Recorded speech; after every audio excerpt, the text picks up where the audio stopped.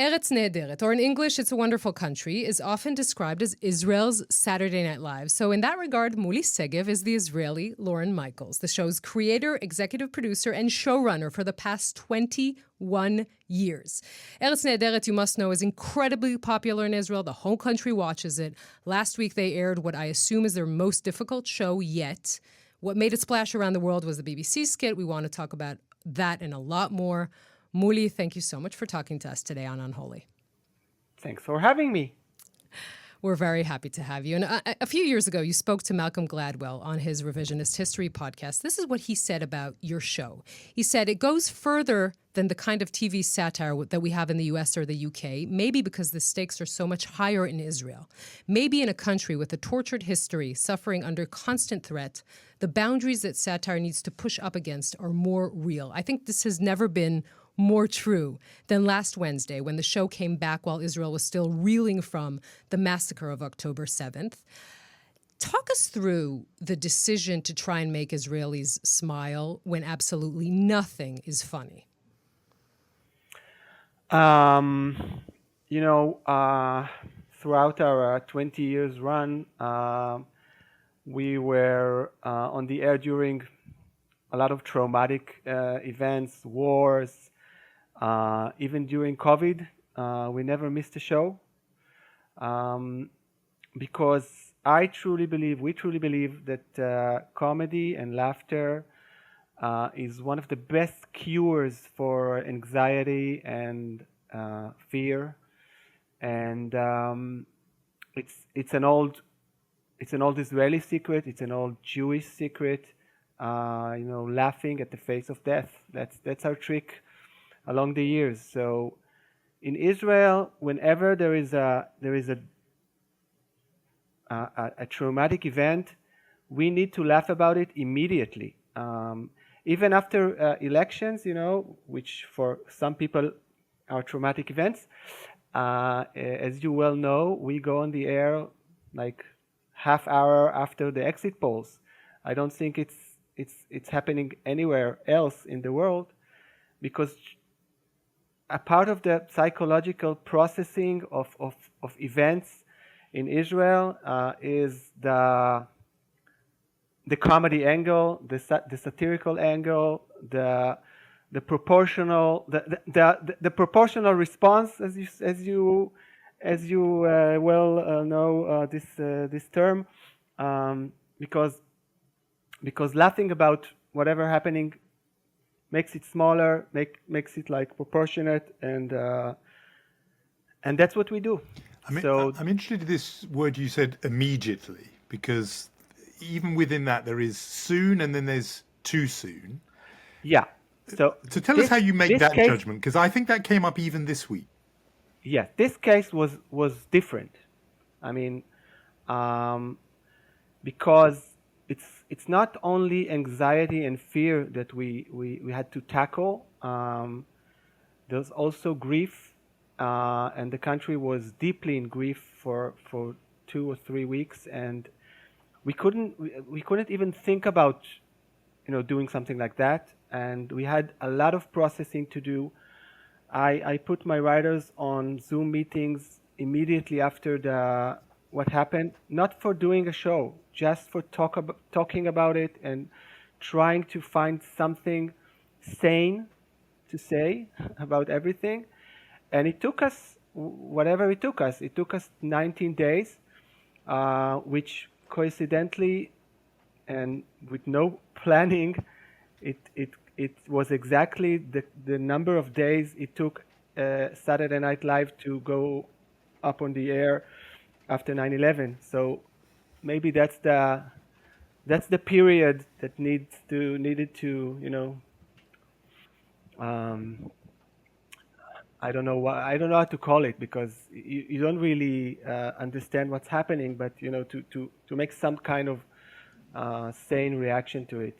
And then you had a similar decision to make with a broadcast, I think, that was just going to go out on Wednesday of this week and then was postponed. Just talk us through what happened. We're making another episode for this Wednesday, and in the morning we found out that a lot of Israeli soldiers were killed. And you just have to feel the atmosphere and the national mood and make your own decisions, because it's not a regular time, and we felt that it's not the right evening to take a break. And I think it was the right decision, and we postponed it to hopefully Sunday. But even in the first last week, in the first show after the war started, it wasn't a clear-cut decision. We were debating it, and there were voices who told us that it was too soon or inappropriate. But also a lot of people approached us and said that they really need it. They need this break from the news, to take a breath, take a little break, a little oxygen dose, just to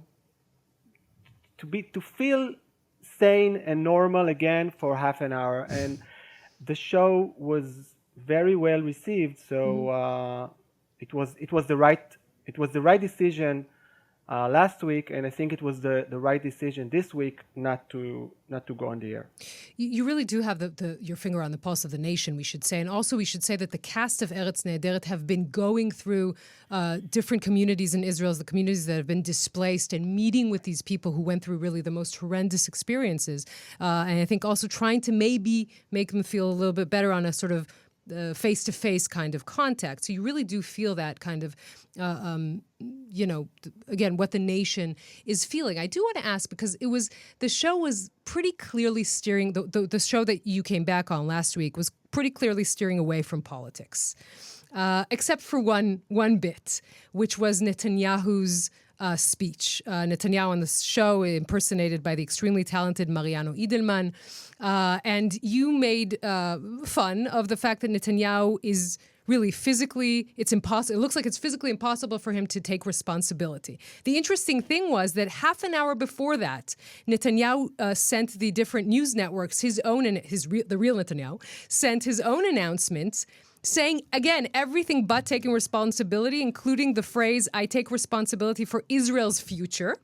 And then in those wonderful moments in which satire kind of mirrors reality, half an hour later, your skit comes on. I mean, it was really this brilliant moment that Eretz Nehederet has a lot of these brilliant moments. Netanyahu here is saying, essentially, on the morning of the October 7th, I realized there's an organization called Hamas. I hope I'm pronouncing it correctly. I'm surprised to learn that it has been shooting rockets over Israel for 14 years. And it has been to my surprise and under my authorization that we have transferred money to this organization every month. I mean, this is really, it was a very funny, to the extent that anything was funny that day. Talk to me a little bit about that decision to go for one political skit on that show. We were debating that too, because the show is very political on regular days, and but this time we felt that the country needs more uplifting materials and not dwelling on the debate, the political debate. So, but we did this one skit about Netanyahu, because that was you just can't do a show like that without mentioning this. And actually, we taped it on the afternoon, and we went to the editing room, and then it was announced that Netanyahu is going to make a speech. And for a moment, I thought, oh my God, what's going to happen if he is going to take responsibility and it will ruin the skit? But then we remember who are we talking about, and everybody relaxed. Yeah, good outcome. It worked out fine for you. I thought it is a brilliant sketch. The thing that took your show to a whole new audience around the world, you had at least two that I've seen, English language skits. Mm-hmm. One we talked about on the podcast last week about the BBC with, I think, is it Harry Whitegilt, the reporter, which was very, good fun. And then you had a Greta Thunberg sketch, which maybe we can play a bit of that. But the thought that it prompted in my mind was whether in a moment like this, it is easier and in some ways perhaps more unifying for your audience if you are pointing the finger outside the country, so that the object of the satire isn't yourselves when it's still raw, but rather BBC, but also do-gooding leftists and liberals outside Israel. I mean, you know, you're just coming up with brilliant ideas, but what's your own reading of that? Yeah, naturally, in these times, it's harder to. It's not harder. I don't think we really want to, dwell in the divide of the nation, in the the internal conflicts, which we deal with all those years, and the show deals almost exclusively with internal affairs, and we have been known to be a very critical voice against this government and the right wing, and we often even pointed out the blind spots of the Israeli people in the Palestinian issue. But it wasn't the time for that, or it's not yet the time for that, because we're, as you know, in war and in a state of shock still. But, anger is a very good trigger for satire, and we, as most Israelis, are very, let's say, disappointed with the one-sided way this war has been covered by international media. And the BBC have always had the most extreme version of this, biased attitude. So it was clear that we're gonna approach that. And the hospital bombing incident was such a good example of how even the most established media outlets like New York Times and the BBC rush to conclusion so quickly when it comes to Israel. So it was like a sketch that writes itself,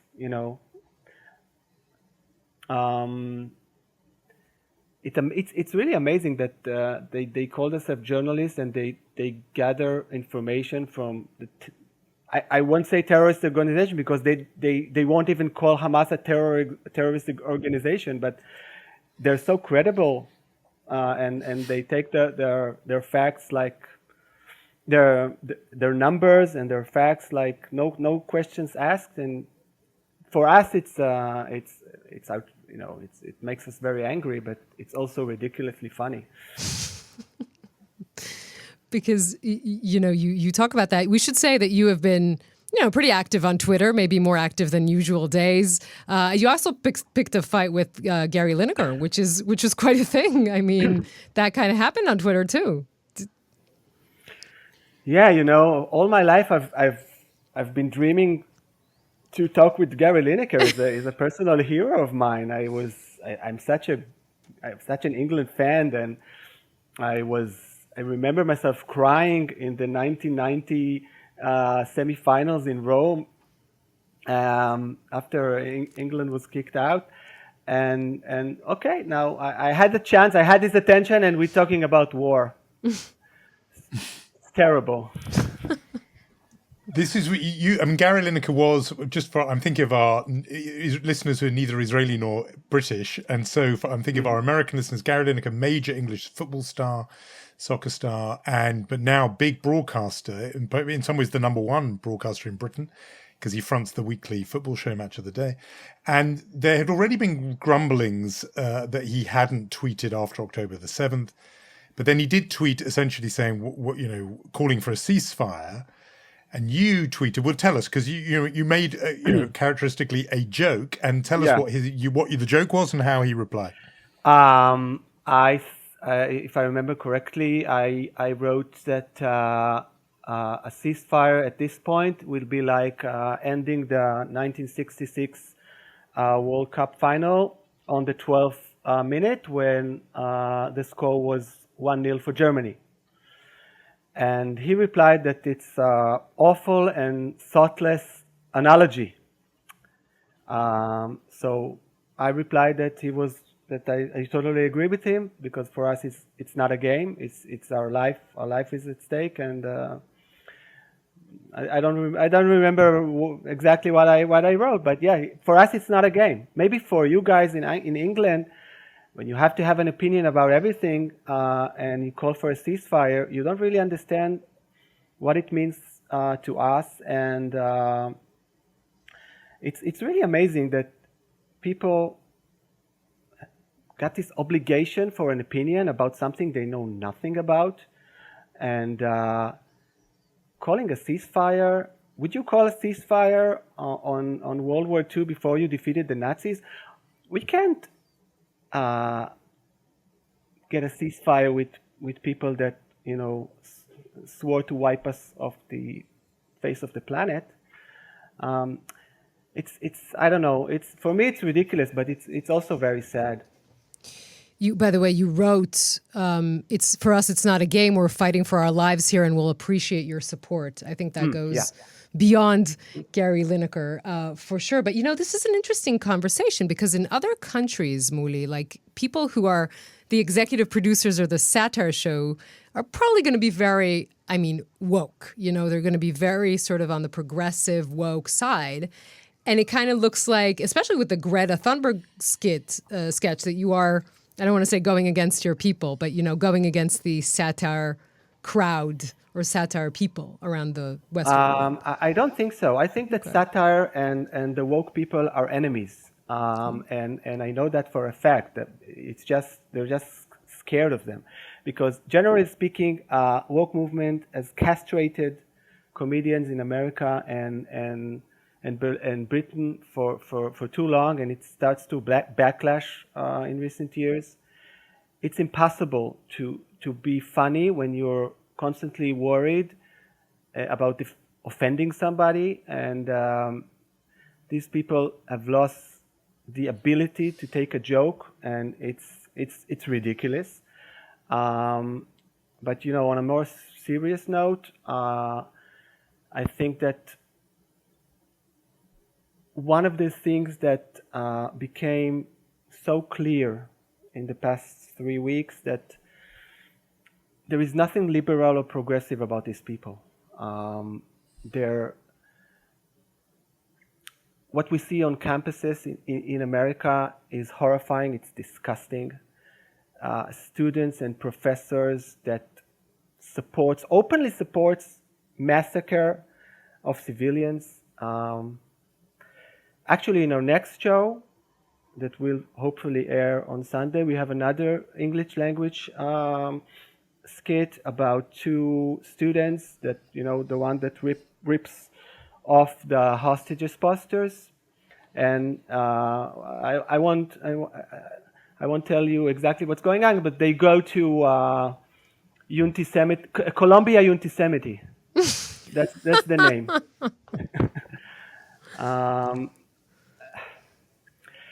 I've been speaking to some well-known comedians, Jewish comedians in America, and I found them terrified, and I think they have what they called an identity crisis, because they feel betrayed by the people that they thought were their friends, their colleagues, their role models. Something went very, very wrong with the moral compass of those so-called liberals and in America and in UK also.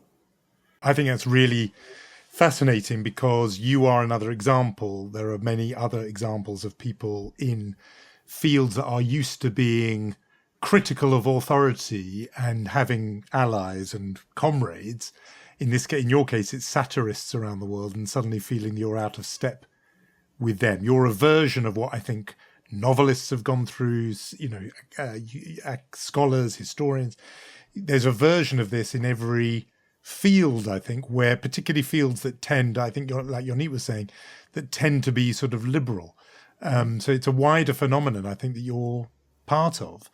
And that's, it's informed your comedy. I'm just wondering, though, whether at what point beyond Netanyahu and the Prime Minister who can't bring himself to take responsibility, at what point are you able and will you start turning the satirical gaze inward and start finding other people to have a go at inside Israel rather than outside? Well, time will tell, Jonathan. There's no shortage of material where you we have a lot to say, but we will know when it will be effective and when it will be appropriate. Right now, it's. Even in the next episode, there will be a lot of criticism about the government. I can assure you that. But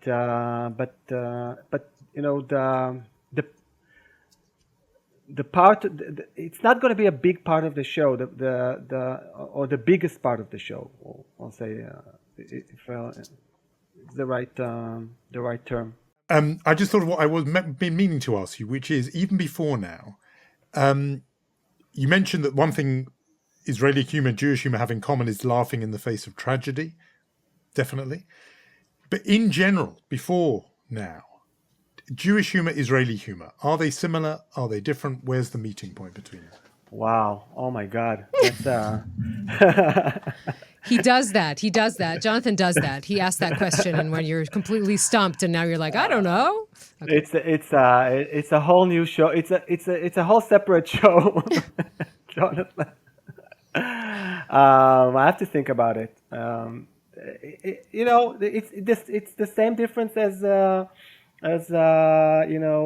Jewish comedian and Israeli comedians.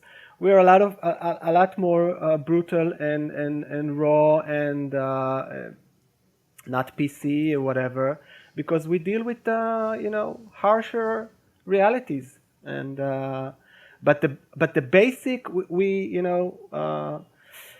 come from the same origin. So when I see a Jewish American comedian, I identify immediately with a lot of things, a lot of feelings and the psychologic of it, and but we are different. We are very different.